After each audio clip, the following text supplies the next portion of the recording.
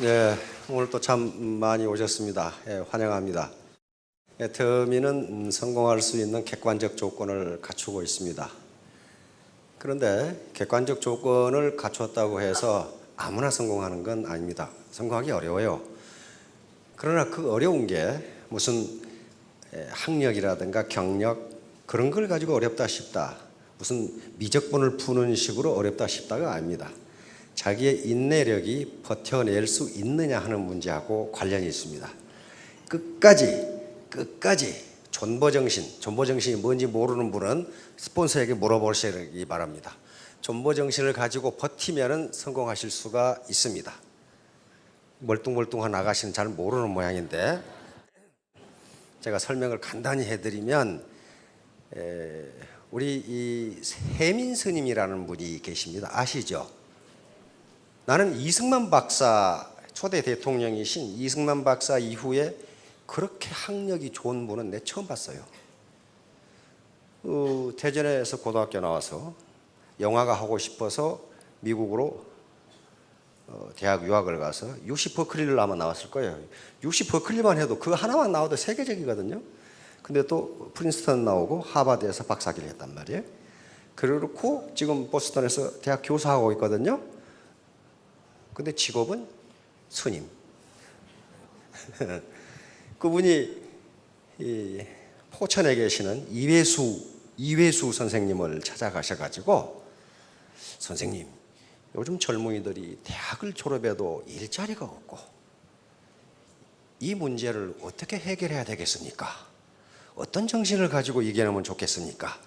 근데 이회수 선생님이 생각도 안 해보고 존버 정신으로 이겨야 됩니다, 이랬단 말이에요. 그러니까 이 혜민 스님은 철학자인데, 자기가 철학에서 들어보지도 못한 정신이 있거든. 그래서 그런 정신이 무슨 정신입니까? 그러니까 존나게 버티는 정신입니다. 그러니까 존버 정신을 가지고 버티면은 언젠가 성공할 수 있어요. 그런데 애터미 사업을 통해서 경제적 빈곤에서 자유로워지는 것, 자유를 얻는 것은요 그렇게 쉬운 일이 아닙니다. 우리가 일제강점기에 거기에서 벗어나서 자유를 얻기 위해서 우리 독립사들이 얼마나 많은 피와 목숨을 바쳤습니까? 그렇게 되는 거예요. 지금 우리 영화계를 강타하고 있는 영화가 있죠. 뭐죠? 명량. 이순신 장군의 명량 대첩을 이야기합니다. 제가 보니까 이 명량에 대해서 한 2년 전에 강의를 했더라고요. 2012년 10월인가 12월인가 강의를 했더라고. 그런데 그 전투가 엄청나게 중요한 게, 이순신 장군이 모함을 당해서 이제 백의종군을 하게 됩니다. 다시 말하면 삼도 수군 통제사, 지금 같으면 해군 총사령관을 이등병으로 강등시켰다 그런 말이에요 지금. 그래가지고 원균이라는 분이 조선 수군을 지휘하는데 완전히 일본에 패해가지고 거북선은 다 부서지고 우리 판옥선 한 150척 침몰해버리고, 그리고 우리 수군 2만 명이 전사해버려요. 그리고 원균도 도망가다가 일본 사무라이에게 맞아 죽어. 그러니까 원균 장군이라고 하기도 좀 힘들지만은 그 양반 일생을 보면 도망만 다녔어요. 계속 도망만 다니다 결국 도망다니다 죽었어. 그 당시 팔도 도원수를 하고 계시는 권율 장군이 얼마나 화가 났으면은 가서 외선을 맞아서 싸우라고 지시를 하는데 안 싸워. 그러니까 원균을 불러다가 곤장을 쳤어. 곤장을. 이놈아 나가서 싸우라는데 뭐 꾸물거리고 있냐. 나가서 싸우다가 죽은 게 아니라 도망가다가 다 부서져 버렸어요. 도망가다가. 그래가지고 판옥선 12척이 남았어요. 판옥선. 그러니까 거북선은 다 침몰해버리고 판자로 만든 배 판옥선 12척이 남았다고. 그러게 되니까 그 당시 임금님이시던 선조, 우리의 참 조상 임금님이시지만은 나는 그 영감탱이 그렇게 부르거든요. 이순신을 그때나 놔줘. 지금 수군 수만 명이 다 전사해버리고 몇 명 남았냐? 120명 남았어. 120명. 그리고 배 12척, 판옥선 12척, 거북선은 한 척도 없고, 그때야 이순신을 다시 수군 통제사로 임명을 합니다. 근데 선조 임금님이 이제 약간 우리끼리 있으니까 그 영감탱이가 생각해 보니까 한심하거든. 그 당시 일본이 몰고 온 군함은 333척이에요. 우리는 12척. 그리고 그 뒤에 일본에 포진하고 있는 군함은 1000척이에요. 근데 우리는 12척, 판자배 12척. 아무리 이 무능한 영감탱이라도 1000척하고 12척하고는 상대가 안 된다는 그 계산을 했지. 그렇죠? 그래가지고 그 수군 해체해가지고 권율 장군 밑으로 들어가라. 그렇게 밀지를 내렸어요. 그러니까 오늘날 같으면 뭐예요? 해군을 없애버려라. 그 말이에요. 그러니까 이순신 장군이 선조 임금께 장계를 올립니다. 보고서를 올려요. 그 장계 중에 이런 말이 있어요.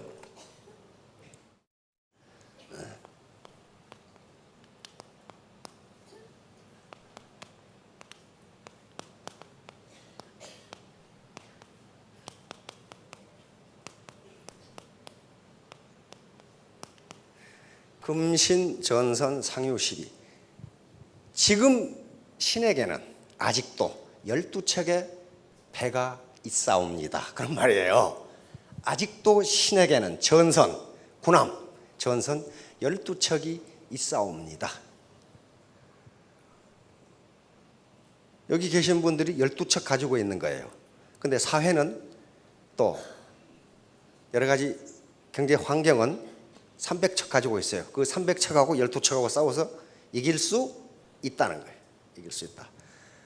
그런데 왜 그렇게 했냐 하면은 전략적 관점이에요. 일본이 그 당시 왜군이 우리를 침공했을 때 일본은 100년 동안의 전국 시대를 거치면서 그 전력이 막강합니다. 근데 조선은 당파 싸움만 하느라고 군대가 하나도 없어. 근데 무슨 군대 가지고 싸웠느냐? 그 당시에 율곡 이 선생이 10만 양병론을 주장했다는 아실 분 아시죠? 하나도 안 했어요. 그리고 10만 양병론이라는 게 무슨 말이냐면 그 당시 군대가 있기는 있는데 전부 다 무슨 왕궁 수비하는 군대. 안 그러면 뭐 지방의 관하 수비하는 것이지 전투 병력이 없어. 그런데 일본이 보니까 이거 조선 이거 아무것도 아니거든. 그래서 우리에게 뭘 요구하냐면 정명가도. 우리가 명나라를 칠 때니 네 길을 빌려달라. 그 말은 뭐예요? 너희는 지레 항복하고 너희하고 우리하고는 잽이 안 되니까 지레 항복하고 명나라를 치러 가겠다. 그 말이에요. 근데 조선의 입장에서 뭡니까? 주권 국가가 그 말도 안 되는 얘기잖아요. 그래서 웃기지 마라. 그랬다. 그러니까 침공을 한 거예요. 무려 16만이 동내로 상륙을 합니다. 상륙전을 감행합니다. 그 당시 16만이면요 마치 노르망디 상륙작전 300만하고 맞먹는 거예요. 조선은 군대가 하나도 없는데 초총으로 무장한 왜군 16만이 동내성으로 진격을 해서 상륙을 합니다. 근데 우스운 것은 벼슬아치들, 원균은 그때 경상 좌도 수군 절도사니까 지금 같으면 함대 사령관인데 도망가 버렸어. 아주 도망의 천재 도망가 버렸어. 삼도 수군 병마 절도사 육군 이각 도망가 버렸어. 군 사령관, 군 지휘관, 그 다음에 벼슬아치들 다 도망가 버렸어. 그런데 유일하게 남은 분이 있어요. 그 밑에 참사관을 했던 정발장군. 부산 시내 정발장군 동상 있죠?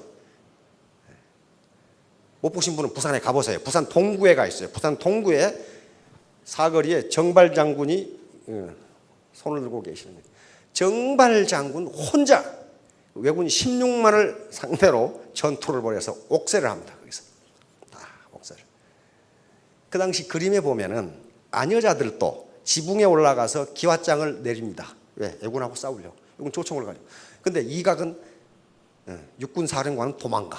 해군 사령관은 도망가. 별사다치는 다 도망가. 마찬가지 동네가 함락되고 부산진 전투가 시작되는데 거기서 다 도망가 버리고 송상은, 부사인 송상은 장군만 남아서 거기서 역시 민관 3,000명이 전사를 합니다. 그런데 일본이 계산을 못한 게 뭐냐 하면은 왜군이 그 당시에 조선의 문화를 몰랐어. 일본은 상대방의 사령관이, 다시 말하면 영주나 사무라이가 죽으면 그 밑에 백성은 이긴 놈한테 붙어서 충성을 다해. 그러니까 조선에서도 군사령관이 도망가 버리고 그 다음에 벼슬아치가 도망가 버렸으면 백성이 자동적으로 자기들한테 복종을 해야 되는데 맨날 당하고만 살던 백성이 죽어라고 한거를 해. 그래서 이상한 놈들이라고요. 이상한 놈들이라고요. 그걸 계산을 못한 거예요. 금방 조선을 먹을 줄 알았는데 벼슬아치들은 다 도망가고 없는데 백성들이 죽으라고 싸우는 거예요. 그 다음에 또 한 가지 계산을 못한 게 이순신을 몰랐어요. 이순신을 몰랐어요. 16만이 상륙작전을 감행했으니까 그러면 그 보급선이 얼마나 많아야 되겠어요. 그렇죠? 보급이 없으면 군대는 죽거든. 그런데 이순신이 보급선을 차단해버린 거예요. 그럼 어떻게 해야 돼? 왜군은 현지에서 군량미를 조달해야 돼. 현지에서. 그렇죠? 현지에서 이순신이 뒤를 차단해버렸으니까 조달해야 돼. 그럼 어떻게 돼? 왜군은 현지에서 군량미를 조달해야 돼. 그렇죠? 어디 우리 사장님 같으면 그러면 어디를 점령해야 되겠어? 애군 가등청정 제1군 사령관이라고 내가 갓도 기요마사다 하고 어디를 점령하라? 어디를 점령해야 되겠어요? 갓도 기요마사 사령관. 경제적 자유를 얻으려고 하니까 모든 걸 점령을 해야 돼 지금. 그렇잖아요. 에? 어디를 점령해야 돼? 에? 에? 그래 거기 어디예요? 예, 호남을 점령해야 돼. 호남을 점령해야 돼. 이순신 장군이 대감에게 보낸 편지 중에 그 말이 있습니다. 양무 호남 시무국가. 호남이 없으면 국가도 없다. 그거예요. 호남을 점령하려면 왜군은 어떻게 해야 돼요? 진주성을 쳐야 돼. 그렇죠? 진주성을 쳐서 남원으로 해서 호남을 점령할 수 있어. 그래서 진주성에서 전투가 벌어진 거예요. 다 도망가고 의병들이 싸웠습니다. 김시민 장군이 지휘하는 의병. 에? 불과 한 2, 3천 명 가지고 수만 명을 격파해버린 게 바로 임진왜란 3대첩의 하나인 진주대첩이에요. 진주대첩에서 싸운 의병들은 주로 어디 사람들이냐 하면은 호남 사람들이에요. 나주 의병들이에요. 그 당시 의병장들은 전부 다 누굽니까? 선비들이에요. 그래서 전략을 알아. 진주성이 떨어지면 남원성이 위험하고 남원성이 떨어지면 호남이 먹힌다. 그러면 국가가 먹힌다. 이렇게 생겨요. 국가가 먹힌다. 그래서 전부 그 기생 누굽니까? 논개는 어디 사람이에요? 전라북도 사람이죠. 남원 사람이에요. 그쪽 사람이에요. 왜? 자기 이 남편이 부산가 그랬죠. 군수인가. 그러니까 따라서 이쪽으로 진주로 온 거예요. 그래서 진주성에서 전부 옥세를 합니다.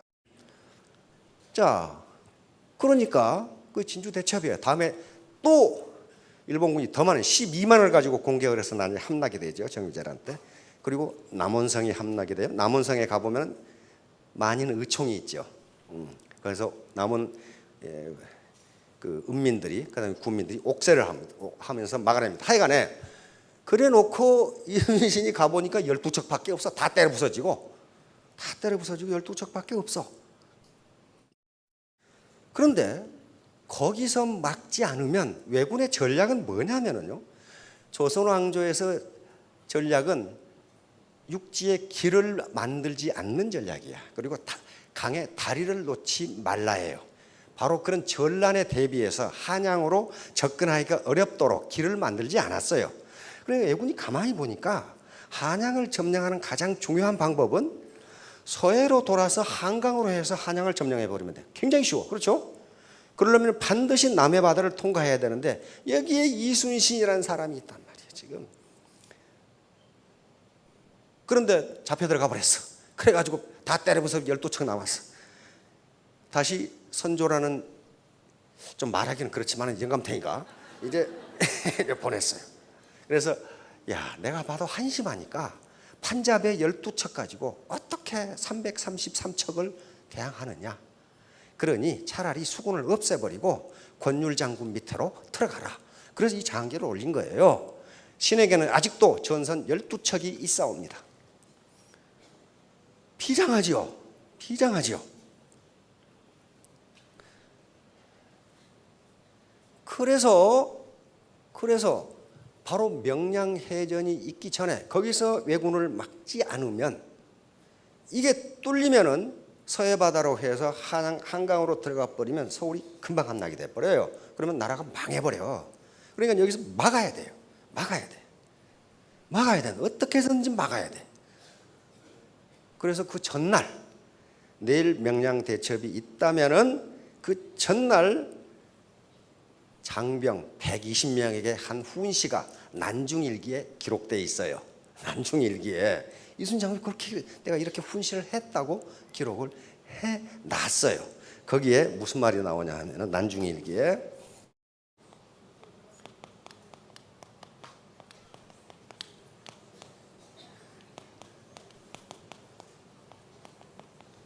이런 말이 나와요. 필사즉생, 필생즉사. 죽기 살기로 싸우면 살고 요행이 살려고 하면 죽는다. 이 말이에요. 이 말은 이순신 장군이 하신 말씀이 아니고 병법에 이르기를 이렇게 돼 있어요. 그래서 이순신 장군은 중국의 옛날 병법을 다 보신 거예요. 병법에 이르기를 이렇게 돼 있다. 그러니까 여러분들이 빈곤에서 탈출하시려면 어떻게 해요? 필사즉생. 죽을 각오를 사고 싸우지 않으면요, 그 빈곤이라는 놈이 워낙 강적이어 가지고 잘 항복을 안 해요. 그렇게 싸워야 돼. 근데 지금까지 죽기 살기로 애터미 사업을 해가지고 내 죽은 사람을 한 사람도 못 봤어. 안 죽어. 안 죽는다고. 그게 안 죽어요. 그렇게 하시면 경제적 자유를 얻으실 수가 있어요. 자, 신뢰 자본인데 계속 지금 자본 강의를 하고 있는데, 왜냐하면은 계속 지금 제가 앞으로 계속적으로 자본 강의를 할 텐데요. 피케티라는 사람이 있다고 그랬죠. 토마 피케티라고 하는 볼란서 파리 경제대학의 젊은 교수입니다. 토마 피케티라고 하는 이 양반이 쓴 책이 캐피탈 인 더 21st Century, 21세기 자본론이라는 책이에요. 그러니까 이 책이 한 700페이지가 되는, 지금 우리나라 서점에 나와 있어요. 영어로 된 건데 원래 불어로 된 걸 영어로 번역해서 우리나라에서 저 한글로 번역하고 있다고 그러는데 금년 가을에나 나온다고 그러면 책이 워낙 크니까. 그런데 그 책이 미국에서 출판되자마자 센세이션을 일으키면서 수십만 부가 팔려 나갔거든요. 그러면 학자만 사는 게 아니라는 거예요. 그게 전문 경제학 서적이에요. 제가 읽어봤는데 전문 경제학 서적인데도 미국 국민들이 그렇게 사본다는 것은 거기에 들어있는 메시지가 굉장히 센세이셔널하기 때문에 그래요. 그 피케티는 무슨 책상에 앉아서 자기 생각을 쓴 게 아니고 세계 지금 유수한 20개 나라야 200년에서 300년 된 경제 데이터를 분석해 가지고 이렇게 됐다는 걸 결론적으로 말했어요. 그 결론이 뭐냐면 간단해요. 자본이 돈을 버는 속도가 노동이 돈을 버는 속도보다 빠르기 때문에 자본을 가진 자는 점점 부유해지고 노동을 가진 자는 점점 가난해질 것이다. 이것은 21세기에도 변함이 없다. 따라서 빈익빈 부익부는 앞으로도 개선되기는커녕 더 심화될 것이다. 이 결론이에요. 결론. 그러니까 자본을 갖지 못하면은 빈곤에서 벗어날 수 없다. 그래서 여러 가지 거기 정책을 제시하고 있습니다. 있는데 그놈의 정책이 언제 시행될지는 알 수가 없어요. 언젠가는 되겠지요. 그런데 생일에 잘 먹으려고 한 달 굶었더니 죽더라고. 그 정책 시행될 때까지 기다리다 죽어요. 그러니 결국 우리가 자본을 가질 수밖에 없다는 거예요. 그런데 다행히 과거 농경시대나 산업화 시대에는 자본의 개념이 제한되어 있었어요. 특히 그 당시에 자본이라고 했던 것은 경제자본입니다. 경제자본은 우리가 화폐로 환산할 수 있는 자본이에요. 예를 들면 현금이나 예금이나 주식이나 유가증권이나 또는 건물이나 땅이나 또는 로얄티를 받을 수 있는 특허권이나 또는 이 판권이나 이런 것들이 전부 다 경제자본이에요. 이런 것들은 쉽게 화폐로 계산할 수가 있어요. 이 자본을 갖는 것이, 경제자본을 갖는 것이 최종 목표지만은 그것을 부모로부터 물려받지 못한 사람은 경제자본을 갖기 전에, 특히 오늘날 지식경부화 시대에서는 자본이라는 개념이 굉장히 확대되기 때문에 다른 자본을 가져야 된다는 거예요. 그렇지 않으면 빈곤에서 벗어날 수 없다예요. 제가 가끔 지난 시간에도 예를 들었지만은 부모로부터 강남에 상가 빌딩을 하나 상속을 받으셨어. 상가 빌딩 한 20층짜리를 하나 받으셨어. 그러면 여기 이게 복잡한데 앉아 계시겠어요? 안 앉아계세요. 왜? 자본주의 시장경제 시스템이 그 상가라는 건물이 생산활동을 하도록 해줘요. 그렇죠? 그래서 그 자본이 생산활동을 해주기 때문에 여기 안 오셔도 주머니에 매달 돈이 들어와. 그렇죠? 제가 아는 지인에게 물어봤어. 강남에 있는 빌딩에 몇 층을 가지고 있대. 몇 층인지는 안 가르쳐 줄 거예요. 지금 많이 가르쳐 주면 또 거기 가서 또 물어보면 안 되니까. 그래서 야, 그 한 층 임대하면 한 달에 임대료 얼마 받아? 그랬더니 9천만 원. 엊그제도 인터넷 찾아보니 그게 나오더라고. 그러면 20층이면 얼마인지 계산하지 마세요. 신경질 나니까 계산하지 마시라고. 그게 자본이에요. 그러니까 자본을 가진 자는 점점 부유해지고 자본을 갖지 못하고 노동만 가진 자는 그 모양 그 꼴일 것이다. 그런데 20세기에도 그 갭은 점점 벌어질 것이다. 다시 말하면 노동만 가진 사람이 굶어 죽는다 그 말 아니에요.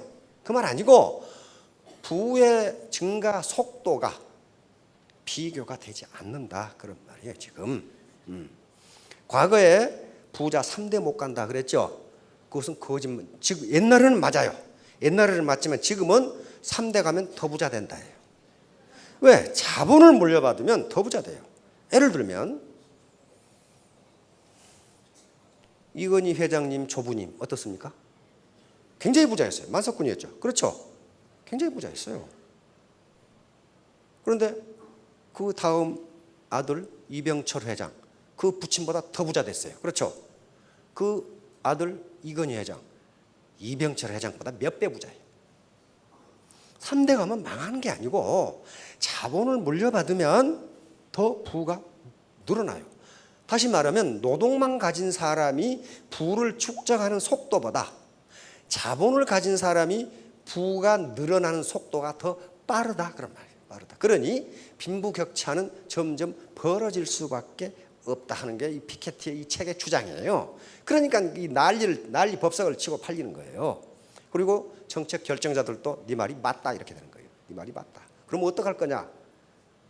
이런 말이. 그러면 분명히 어떤 자본주의 역사는 계속 바뀌어 오기 때문에 바뀔 텐데 자본주의 흐름이 바뀔 텐데 언제 그걸 기다리냐 한 말이에요.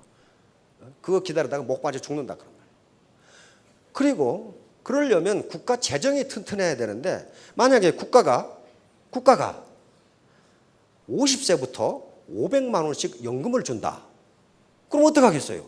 그러면 그 연금이라는 것은 자본입니다.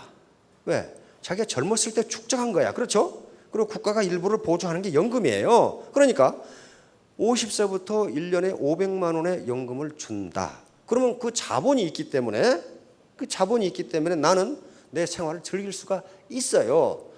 그런데 어느 나라도 그렇게 할 수가 없어 지금. 특히 우리나라의 재정이라는 게 키 큰 놈 짧은 이불 덮는 거하고 똑같아서 발을 덮으면 가슴이 나오고 가슴을 덮으면 발이 나오고 지금 그 모양이기 때문에 자기가 이불을 만들 수밖에 없어요. 그 이불이 뭐예요? 자본이에요. 이불이라는 건 자본입니다. 자본이에요. 그래서 다행히 지식정보화 시대가 되면서 자본의 개념이 굉장히 확대됐고 학자들도 경제 자본보다 이 자본이 더 중요하다고 이야기를 합니다. 그러면 그것은 돈을 들여서 되는 것이 아니고 내가 어떻게 할 거냐? 내가 그렇다면 이것은 부모 탓할 것도 아니고 자기 탓을 할 수밖에 없다는 거예요. 여기에 신뢰라는 문제가 나옵니다. 트러스트. 신뢰를 자본이라고 부릅니다. 왜 그러냐면은 자본은 생산성을 가져오거든요. 그러면 믿을 수 있는 사람과 믿을 수 없는 사람, 누가 생산성이 높아요? 믿을 수 있는 사람이 훨씬 높아요. 은행에서 대출을 해줄 때도 그 사람의 신용 정도가 어느 정도에 따라서 이자율이 달라. 그렇잖아요. 그러니까 믿을 수 있는 사람은 생산성이 높다요. 만약에 내가 원청 기업이라고 합시다. 누구에게 하청을 주겠냐 말이야. 믿을 수 있는 사람에게 하청을 줘요. 그렇죠? 그러니까 신뢰라는 것은 다른 물적 자본과 똑같은 자본이다. 그런데 지금 학자들은 물적 자본보다 중요하다. 이렇게 얘기해. 우리 정중 회장님, 이병철 회장님이나 정중 회장님이나 두 분 다 우리 국가의 경제를 발전시킨 거인입니다. 거인들이에요. 정말 이분들이 아니었으면 어떻게 됐을까 하는 생각 좀 끔찍해. 아무나 하는 게 아니거든요. 그런데 많은 경우에 이병철 회장님은 잘 거론이 안 돼. 정중 회장님이 자꾸 거론돼. 그 이유는 이병철 회장님이 훌륭하지 않아서가 아니고 원래 부자였어. 원래 부친이 부자였다고. 만석군 부자였어요. 그런데 정중 회장님은 소 2마리 훔쳐가지고 나왔잖아요. 그것밖에 없어. 그리고 쌀 자전거 배달꾼 그거 했죠. 쌀 자전거 배달꾼. 그런데 남들은 한 가마 싣고 다닐 때 정중 회장님은 2가마 싣고 다녔잖아요. 그러니까 쌀집 주인이 좋아할 수밖에 없죠. 믿을 수밖에 없어요. 그리고 인천에서 건설 현장 근로자, 노동자 그런 걸 했어요. 그래서 학력도 초등학교 졸 이거밖에 안 돼요. 이병철 회장님은 일본 와세다 대학교. 그러니까 그 말만 들으면 사람들이 키가 팩 죽어. 나는 와세다 못 나왔는데 이렇게 된단 말이에요. 그러나 초등학교는 대충 다 나왔거든. 그래서 정중 회장님이 자꾸 거론이 되는 거예요. 이런 분들도 이렇게 했다. 정중 회장님이 경제자본 가지고 성공했어요? 그렇지가 않습니다. 정중 회장님이 가장 중요하게 생각하는 게 신뢰, 신용이 있어요. 신용. 믿을 수 없는 놈은 같이 거래를 하지 않는다. 그러니까 이 말씀을 해놓은 거예요. 사업은 망해도 다시 일어설 수 있지만 인간은 한 번 신용을 잃으면 그것으로 끝장이다. 그 사람하고 거래를 안 하니까. 그러면 신용 또는 신뢰라는 게 뭡니까? 생산성을 발휘한다. 예. 자, 신뢰는 생산성이 있어요. 바로 생산이라고 하는 것은 물적 자본과 노동이 결합할 때 생산이 나옵니다. 2차 대전 이후에요. 미국이 유럽이 전쟁으로 완전히 망가져 버리니까 그 당시 국무장관이었던 마샬 장군이 조지 마샬 장군이 하버드 대학에서 연설을 합니다. 그래서 그 당시 미국은 계속 일어나는 국가니까 유럽의 서유럽, 유럽 전체입니다. 그 당시 서유럽만 아니고 유럽 전체에 미국이 경제 원조를 해서 다시 한번 달러를 지원해서 가지고 다시 유럽의 경제가 부흥하도록 해주자. 이걸 무슨 플랜이라고 하죠? 네, 마셜 플랜. 이거 아는 사람은 성공하기 힘들어. 이게 몰라야 돼 이런 것을. 몰라야 돼. 이론만 잔뜩 들어 있으면은 이게 마셜 플랜이에요. 마셜 플랜. 마셜 장군이 마셜 원수가 국무장관으로 있을 때 한 연설, 하버드 연설에서 나온 유럽 부흥 계획이에요. 유럽은 ERP라고 합니다. 유로피안 리커버리 프로그램을 마셜 플랜. 그래서 유럽에 서유럽에 완전히 부서져 버린 유럽에 경제 원조를 해주니까 유럽 경제가 전쟁 전으로 일어나 버려. 그리고 일본을 가만히 보니까 일본도 폭격으로 완전히 부서졌는데 다시 일어나 버려. 경제 원조를 일본은 경제 원조를 많이 받지는 못했습니다. 그러나 자체의 산업혁명을 완성한 나라이기 때문에 자체 자본이 있었어요. 그걸 보고 경제학자들과 유엔 기구에서는 옳다. 아프리카, 중남미, 동남아시아 후진국에도 국제기구나 선진국들이 경제 원조를 해주면 인류는 금방 빈곤으로부터 탈출할 수 있다. 이렇게 생각했어요. 경제학자들도 그렇게 믿었어. 그게 이제 경제발전이라고 하는 문제인데요. 이 경제발전은 경제 발전은 선진국이나 국제기구가 원조만 해주면 금방 일어날 수 있다. 그러면 경제 발전이 되면은 뒤따라서 사회 발전이 이루어질 것이다. 이렇게 생각했어요. 사회 발전이 이루어질 것이다. 그런데 웬걸? 밑 빠진 독에 물 붓기야. 밑 빠진 독에 물 붓기. 아프리카, 동남아시아, 중남에 그렇게 많은 원조를 해줘도 경제가 안 살아나.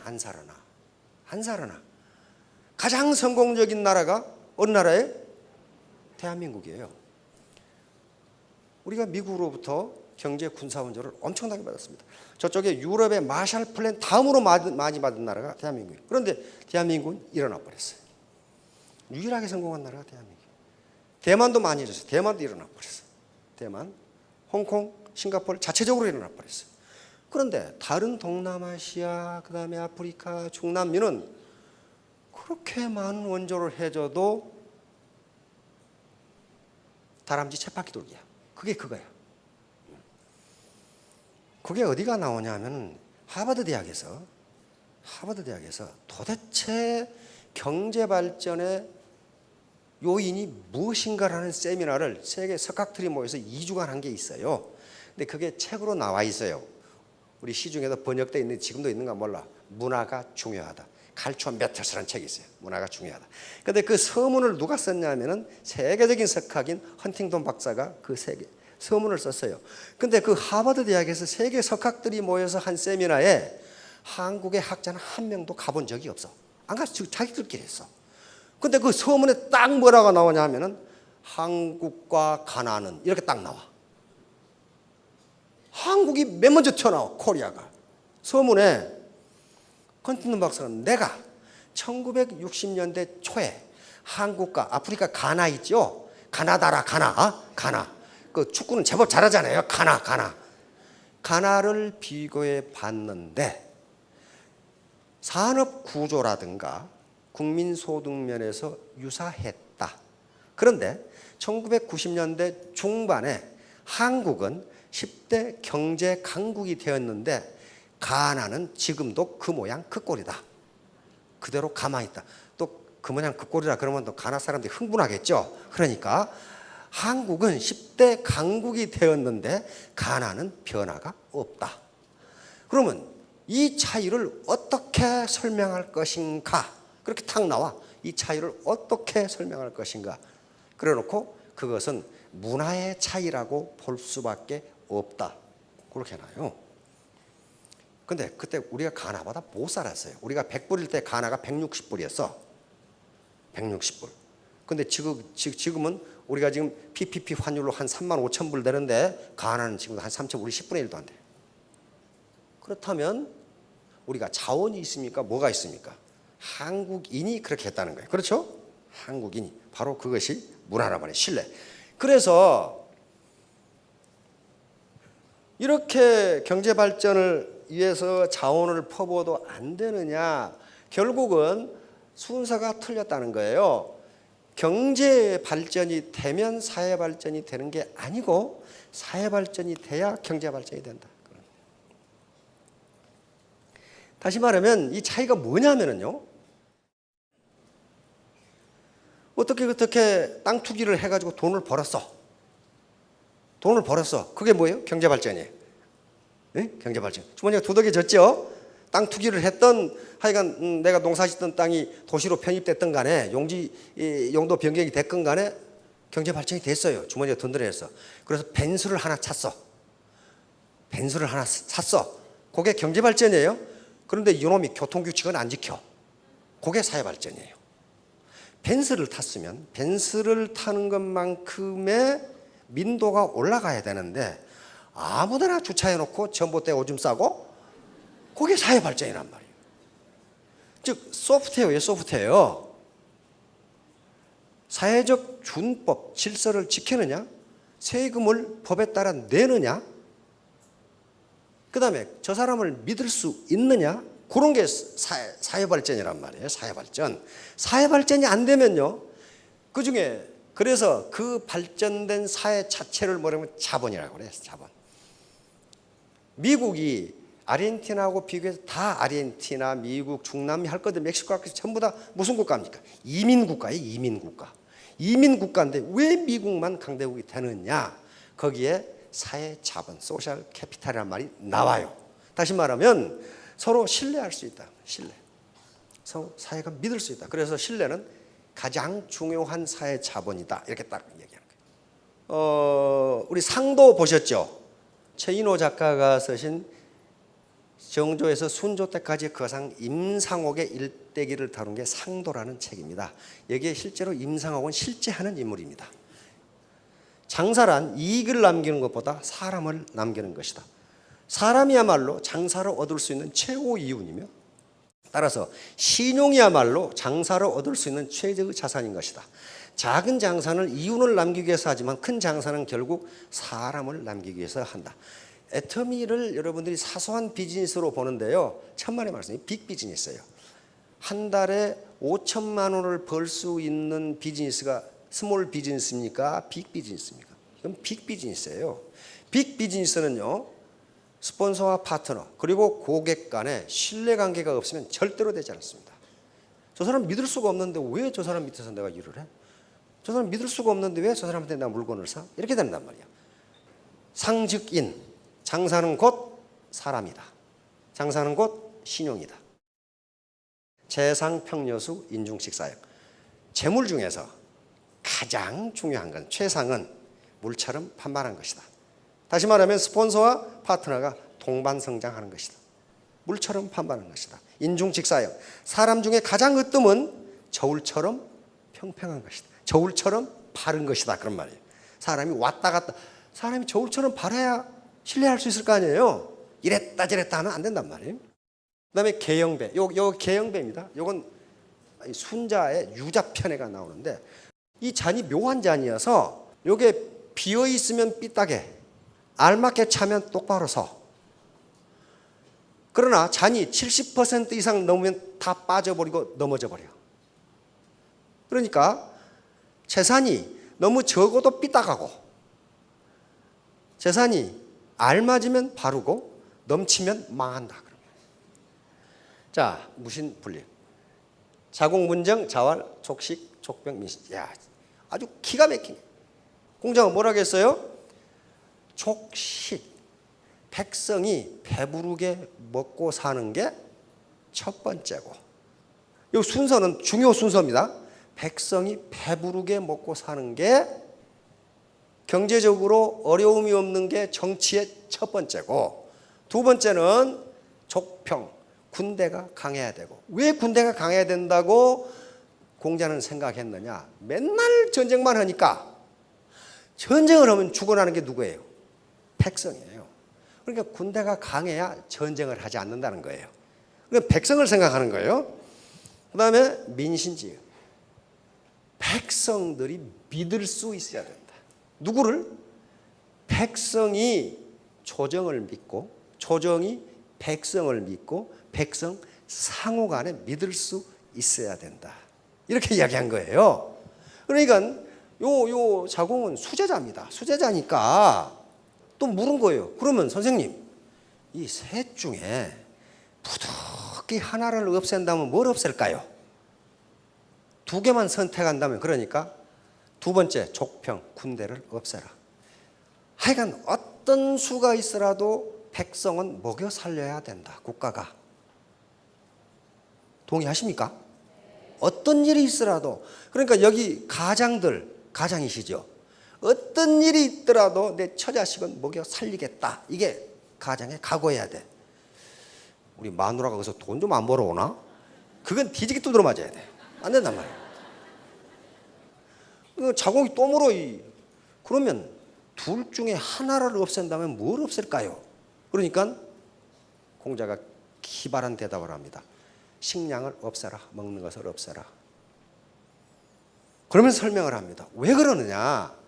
식량이나 군대가 중요하지 않아서가 아니고, 민신, 요게 서로 믿지 못하면 식량도 안 되고 군대도 안 된다. 서로 믿지 못하는 게 뭐예요? 벼슬아치들이 죽으라고 뜯어먹어. 아주 뜯어먹어 그냥. 지금 명량 나오기 전에 극장가를 휩쓴 게 군도라는 영화가 있죠. 아마 군도도 조선 철종 때 그 당시에 조선 후기인데요. 그 당시에 도둑놈이 산적이 안 된다는 건 그놈이 미친놈이에요. 얼마나 뜯어먹든지 산적이 안 되면 살 수가 없어요. 그래서 군도라는 영화가 나오는 거예요. 다 일어나 국민이. 밀란이 온갖 데서 일어나. 그런 상황에서 안 망하겠느냐. 안 망하면 그건 이상해요. 그렇죠? 안 망하면 왜? 백성이 조정을 믿지를 못해. 그래서 공자가 이 말씀을 한 거예요. 백성이 조정을 믿지 못하고, 조정이 백성을 믿지 못하고, 백성과 백성이 서로 믿지 못하면 그 경쟁들 제대로 되며 군대들 제대로 되겠느냐 그 말이에요. 그러니까 신뢰라는 게 가장 중요하다. 이렇게 지금 옛날부터 얘기한 거예요. 이제 2500년 전의 얘기입니다. 죄승박덕. 재주는 있으나 덕이 없는 사람은 말로가 안 좋아요. 우리 정권 말기에 꼭 나타나죠. 누구처럼 감옥에 가서 70이 넘어가지고 죽을 쉬고 앉아있어. 국가밥 자시면서 고관대작을 다 했어. 근데 누구 때문에? 운전수가 찔렀거든. 운전수가 찔렀어. 왜? 그 자기 상관 비밀을 가장 잘하는 사람이 운전수야. 운전수가 뇌물 받는 걸 휴대폰으로 찍어놨거든, 몰래. 그럼 그게 뭐라는 거예요? 그 주인이 운전수에게 덕을 베풀지 않은 거예요. 그러니까 운전수는 어때요? 내가 네 운전하지만은 두고 봐라. 너도 두부를 먹든지 콩밥을 먹든지 하면 해봐라. 찔러버린 거예요. 이게 뭐예요? 덕이 없는 거예요. 재주는 있어요. 능력 있죠? 능력이 있어요. 능력이 있는데 재승박덕한 거죠. 덕이 없으니까 결국 철창에 앉아서 그렇게 된 거란 말이에요. 덕을 베풀지를 못하면 이렇게 됩니다. 바로 이제 신뢰를 얻지 못하는 가장 큰 요인이 거짓말입니다. 절대로 애터미 사업을 하면서 허위 과장 광고하지 마시고 진솔한 얘기를 하십시오. 사과가 10% 썩으면 이 사과는 90%가 성하다. 이렇게 말하는 사람은 없어요. 에이 썩은 사과. 10% 썩어서도 그렇게 해요. 어떤 사람이 10% 거짓말을 하고 90% 참말을 하면은 90% 믿고 10% 안 믿는 게 아니라 100% 안 믿어요. 거짓말. 그러니까 전혀 거짓말을 해서는 안 돼요. 신뢰는 이 사람이야. 신뢰는 가장 중요한 사회자본이다. 가장 중요한 거랬어요. 신뢰가 없으면 아무것도 되지 않는다. 예로 노벨상 받은 분인데 바로 경제적 빈곤의 궁극적인 원인은 상호 신뢰의 부족이다. 서로 믿지 않으니까 어려움에서 벗어나지 못한다. 부패한 국가는 신뢰 수준이 전부는 세계 각국의 부패 수준이 나와 있는데 세계에서 가장 부패한 나라 어디예요? 그 유명한 조선민주주의 인민공화국, 소말리아, 아프가니스탄 이 세 나라가 100점 만점에 8점을 맞아서 꼴찌에서 1등을 했습니다. 북한은 부패 때문에 망하는 국가예요. 부패 천국이에요. 바로 애터미의 사업자본은 신뢰입니다. 안 그래도 네트워크 마케팅에 대한 국민적 인식이 별로 좋지 않은데 거기다가 허위 과장 광고 또 쓸데없는 묘수를 부리면 누가 믿냐 말이에요. 신뢰가 바로 자본입니다. 진정성의 힘이라는 책이 우리 지금 출판 서점에 가면 나와 있습니다. 2010년에 나왔는데요. 2011년에 타임지라는 잡지가 있죠. 21세기의 가장 중요한 단어 진정성 이렇게 나옵니다. 진정성. 그리고 서울대학에서 바로 소비자 이 트렌드를 분석하는 한국민을 대상으로 설문조사를 했는데 가장 중요한 단어 진정성 이렇게 나왔어요. 그래서 LG에서도 진정성을 이제 마케팅 키워드로 삼았고 삼성 제1기획에서 금년도 마케팅 키워드를 진정성으로 삼았습니다. 다시 말하면 화려한 광고만 가지고 안 된다는 거예요. 왜? SNS라는 것이 있어서 광고에서는 이렇게 얘기했는데 실제가 아니면 SNS를 통해서 야야 그거 믿지 마 그거 엉터리야 이렇게 하면 퍼져나가요. 그러니까 지금은 소비자들이 광고의 단순한 수요자가 아니고 광고 다시 말하면 정보의 공급자가 돼버린 거예요. 실제로 그걸 평가해서 날려버리는 말이에요. 어떤 회사가 그런 회사가 최근에 하나 있죠. 아웃도어 점퍼 파는 회사예요. 또 무슨 브랜드라고 하면 또 걸릴라 그거 안 하고 괜찮은 회사예요. 회사인데 원료 가격을 거짓말로 이야기했다는 게 밝혀졌어. 그래서 한 네티즌이 SNS로 날려버리니까 매출이 3분의 1로 떨어져 버렸어요. 그 회사는 진정성이 없다, 이렇게 됩니다. 진정성이 없다. 그러니까 바로 진정성, 바로 고객이나 파트너나 이걸 대할 때 진정성은 어디에 나타납니까? 그 사람의 얼굴 표정, 눈빛에 나타납니다. 요 놈이 나를 이용해서 지 돈 벌려고 그러나 정말로 서로 좋다는 건가? 나를 성공시키려고 그러라는 것은 눈빛에 나타나요. 오감이 아니고 육감으로 느껴요. 육감으로. 육감, 더 식스센스, 여섯 번째 감각이란 말이에요. 어떤 사람을 보면 되게 기분 나쁜 사람 있죠. 준 것 없이 미운 놈이 있어. 그 뭔가 지금 메시지가 좀 속에 엉큼한 게 들어있는 거예요. 어떤 사람은 받은 것 없이 이쁜 사람이 있어. 그렇죠? 그게 진정성이에요. 진정성이 전달되는 거예요. 진정성이. 제가 육군 소령 때 새마을 본부에 잡혀간 적이 있습니다. 그때 교육을 받으라고 그래가지고 가보니까 전 부대 장교들이 다 있는 정도 중위 대위급들이야. 그래서 제가 이 학생 반장을 했거든요. 한 10일간 거기서 새마을 교육을 받았는데 그 당시에 새마을 원장이 그 카카의 친동생이었어요. 마당발 있죠. 유구도로 이만큼 해가지고 맨날 축구만 하고 돌아다니고. 그러니까 전국에 난다 긴다 하는 강사들을 다 불러와. 와, 근데 그 중에 강사 하나가 세상에 나는 그렇게 말을 잘하는 사람을 그 전에도 못 봤고 그 이후도 못 봤어. 얼마나 말을 잘하는지. 근데 난 그분의 강의를 3번 들었거든. 육사에서 1번 들었고, 장교 있을 때 1번 들었고, 거기서 1번 들었고, 삼사관학교에서 3번 들었어요. 3번 들었는데 들을 때마다 사기꾼이라는 생각이 들어.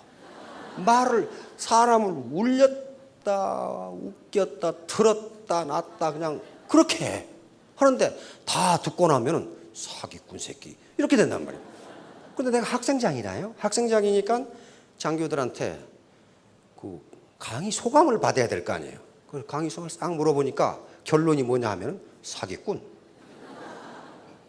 말을 그렇게 잘하는데 뭐가 없어요? 그 사람은 진정성이 없어. 다시 말하면 자기가 새마을 운동을 해본 것도 아니고 계속 지금까지 양지에서만 살았기 때문에 음지에 사는 사람들의 이해를 못해. 화려한 미사역으로 강의는 잘하는데 이심전심으로 그 사람의 진정성이 전달이 안 돼요. 그러니까 장교들이 결론이 그렇게 좋은 강의를 듣고서 결론 사기꾼 이렇게 딱 나온다. 근데 그 다음에 올라온 분들이 진짜 새마을 운동을 한 분들이에요.